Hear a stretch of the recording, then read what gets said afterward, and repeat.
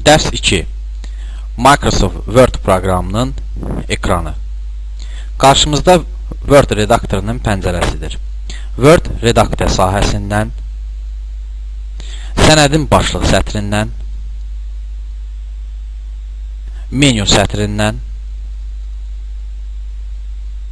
müxtəlif alətlər lövhəsindən və vəziyyət sətrindən ibarətdir.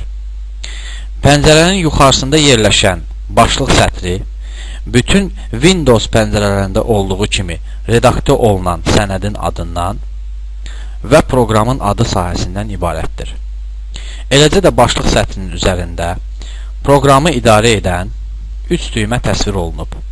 Bu düymələri əyani izah edək. Qarşımızda X adlanan düymədir. Bu düymənin rusca izahı gedir. Bu düymə proqramı bağlayır. Digər düymə razvernut düyməsidir. Bu düymə ekranı, pəncərənin ekranını, ekran boyu böyüdür və eləcə də ekran boyu kiçildir. Digər bir düymə isə minimum düyməsidir. Proqramın pəncərəsini tapşırıqlar panelinə doğru bükür və pəncərəni ekrana çağırmaq üçün üzərində sol düyməni sıxmağımız kifayətdir. Eləcə də başlıq sətrindən sonra ayrı-ayrı menyu bölmələrindən ibarət olan menyu sətri gəlir. Menyu sətirlərinin idarə olunması istifadəçinin yerinə yetirdiyi əməliyyatlardan asılı olaraq dəyişir. Menyu sətrinin aşağı hissəsində proqramda istifadə olunan ayrı-ayrı alətlər lövhəsi yerləşir. Adətən proqramda iki alət lövhəsi daimi olaraq ekranda olur. Bunlardan biri standartnaya və digəri isə formatlaşdırma alətlər lövhəsidir.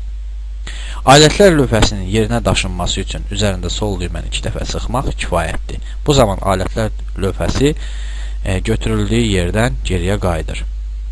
Word standart menyudan başqa asılı kontekst menyu da təklif edir. Belə ki, kontekst menyu mausun sağ düyməsi vasitəsilə çağırılır. Pəncərənin əsas hissəsini bir qayda olaraq redaktör olunacaq boş vərəq tutur.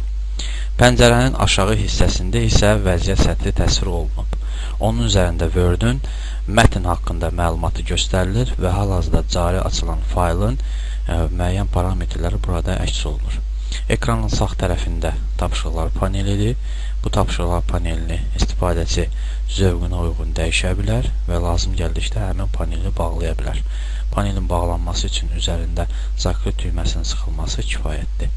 Word proqramının ekranı haqqında bu qədər.